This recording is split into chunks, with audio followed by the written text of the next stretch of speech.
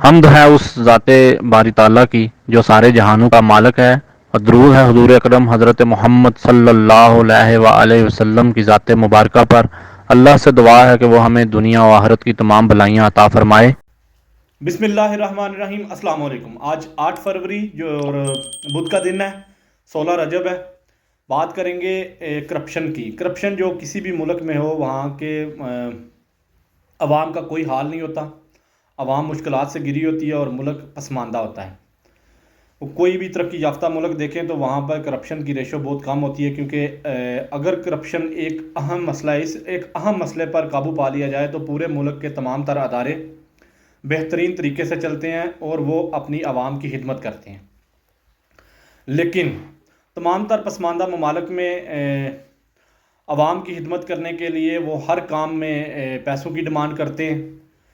اسی سلسلے میں سیاستدان اور بڑے بڑے عہدوں پر بیٹھے ہوئے لوگ دوسرے لوگوں کو نوکریاں دینے کے لیے ان سے پیسے وصول کرتے ہیں اور ان لوگوں کو لا کر ان سیٹوں پہ بٹھا لیتے ہیں جن کے پاس نہ مہارت ہوتی ہے، نہ تعلیم ہوتی ہے، اور نہ ہی ان چیزوں کو چلانے کے لیے وہ سکلز رکھتے ہیں، وہ قابلیت رکھتے ہیں کہ وہ اپنی جگہ پر بیٹھ کر لوگوں کے مسائل کو حل کر سکیں۔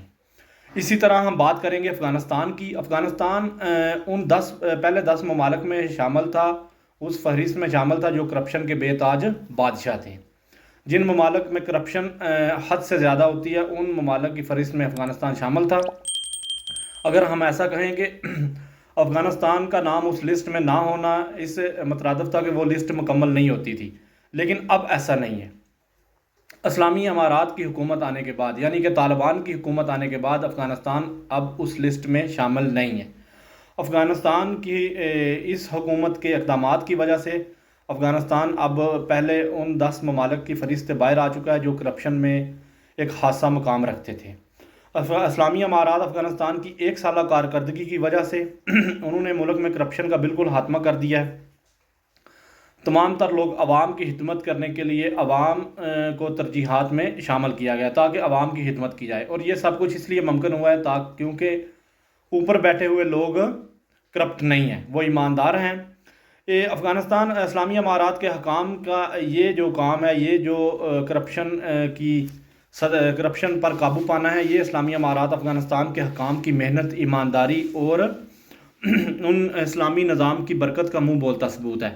اور اسلامی نظام کی برکت اسی سلسلے میں آئے گی جب آپ اسلامی نظام لے کے آئیں گے، اسلامی لوگ لے کے آئیں گے، تو آپ تمام تر ان چیزوں سے چھٹکارا حاصل کر لیں گے جو آپ کی ترقی میں حائل ہیں، جو ہمارے ملک میں بھی خاص طور پر ہمارے ملک کی ترقی کی راہ میں بہت بڑی رکاوٹ کرپٹ لوگ ہیں، کیونکہ وہ کرپٹ لوگ نہ تو چاہتے ہیں ملک ترقی کی طرف چلے، وہ اپنے لیے اپنے معاملات کو چلانے کے لیے تمام کام کرتے ہیں۔ اور اگر ہم اسلام کے نظام کو اپنی ترجیحات میں شامل کریں گے تو ضرور ہم آگے بڑھ سکیں گے اور ہم بھی اپنے ملک میں بہتری لا سکیں گے۔ آگے بات کریں گے اسی سلسلے میں۔ اسلامی امارات افغانستان کے ترجمان مولوی ذبیح اللہ مجاہد صاحب نے بتایا کہ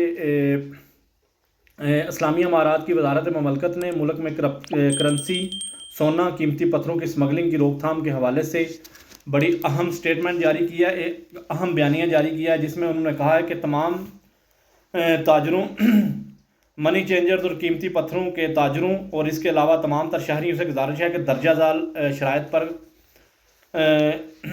شرائط پر عمل کریں تاکہ اپنے ملک کو ترقی کی راہ پر گامزن کیا جا سکے اور عوامی مسائل کو کم کیا جا سکے، جس میں انہوں نے کہا کہ تمام شہری لین دین کے دوران اپنی ملکی کرنسی کو استعمال کریں اور اسی کو اہمیت دیں، یعنی کہ افغانی کرنسی استعمال کریں۔ کوئی بھی ملکی ہوائی اڈوں اور زمینی سرحدوں کے ذریعے سفر کرے تو وہ 5,000 سے زیادہ رقم اپنے پاس نہ رکھے اور نہ ہی وہ رکھ سکتا ہے، کیونکہ ہم اس کی اجازت نہیں دیں گے، اور $500 سے زیادہ رقم بھی اپنے پاس نہیں رکھ سکتا۔ یہاں 5,000 افغانی کرنسی اور $500 سے زیادہ وہ رقم لے کر ایک جگہ سے دوسری جگہ نہیں جا سکتا، اور اگر کوئی اس بتائی گئی رقم سے زیادہ رقم اپنے پاس رکھتا ہے یا اس رقم کو منتقل کرتا ہے تو ہر $1 ملین کی منتقلی پر 1 سال قید اور $1 ملین تک جرمانہ کیا جائے گا۔ $1 لاکھ کے مقابلے میں 1 مہینہ قید اور 1 لاکھ سے کم پر दूसरी शिक के मुताबिक बयान करदा रकम के मुकाबले में 10 दिन तक कैद और जुर्माना किया जाएगा। इस अहकामात की खिलाफ वर्जी करने वालों से तमाम तर रकम और सोना जब्त कर लिया जाएगा और उसे वजारत ममलकत की मंजूरी से बैंक ऑफ अफगानिस्तान में रखा जाएगा। खित्ते के ममालक यानी कि तमाम तर इलाकाई और हमसाए ममालक की करेंसी मुल्क में लाना ममनू है। सिर्फ अपने मुल्क में अपनी करेंसी इस्तेमाल करें, दूसरे मुल्क की करेंसी हम अपने मुल्क में नहीं लाने देंगे। आखिर पर उन्होंने कहा कि मुल्क भर से करेंसी, सोना, कीमती पत्थरों और तरीही नवादरात की गैर मुल्की स्मगलिंग को रोकना और रोकथाम डायरेक्टोरेट जनरल वजारत दाखिला और वजारत दफा की जिम्मेदारी है। अब हम बात करेंगे इस पॉलिसी का मकसद क्या है और इसका फ़ायदा क्या होगा।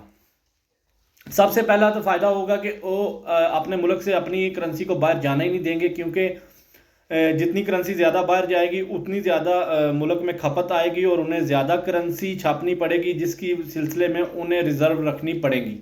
और अगर वो अपनी करेंसी को किसी बाहर के मुमालिक में जाने ही नहीं देते तो उनको ज़्यादा करेंसी, उनको पहले नंबर पे करेंसी की खपत आएगी नहीं, उनको नए नोट बनाने की इतनी ज़रूरत पड़ेगी नहीं। इसके अलावा उनका बैंकिंग सेक्टर मजबूत होगा, क्योंकि जब आवाम थोड़े पैसे रखेंगे तो आवाम ज़्यादा पैसे बैंकों में रखेंगे और बैंकों के ज़रिए लेन देन करेंगे। वो वहाँ पर सारा इस्लामी बैंकिंग सिस्टम है। गैर मुल्की करेंसी जो है मुल्की करेंसी का इस्तेमाल होगा। इसके अलावा चोरी के मामलात बहुत कम हो जाएंगे, क्योंकि जब चोर ये जानते हैं कि अवाम के पास पैसा ही नहीं है, अवाम अपने पास पैसा लेके जाती ही नहीं है, तो ये भी बहुत बड़े मसाइल का हल है। इस्लामी अमारात अफ़गानिस्तान अपने मुल्क को बेहतरी की तरफ गामजन करने के लिए बहुत बेहतर इक़दाम कर रही है और इससे करप्शन के निज़ाम पर काबू पाया जाएगा। क्योंकि जब 5000 से ज़्यादा करेंसी लेकर आगे पीछे जाने की ज़रूरत ही नहीं हो, इजाज़त ही नहीं होगी, तो ज़्यादा लोग ना हुकूमती नुमाइंदगान अपनी जेबों में रखेंगे, ना उनके घरों में होगा, ना उनके बैंकों में होगा, ना कहीं और होगा। हर चीज़ का उनसे सवाल होगा। आप और मैं चाहते हैं कि हमारे मुल्क में निज़ाम अच्छा हो, हमारे मुल्क के हालात बेहतर हों, हम तरक्की की तरफ गामजन हों, तो हमें इस्लामी निज़ाम को अपनी तरजीहात में शामिल करना पड़ेगा। फिर ही हमारा सर करप्शन से छूटेगा, फिर ही हमारे मुल्क में बेहतरी आएगी। बहुत शुक्रिया, जज़ाकल्लाह, अल्लाह हाफिज़।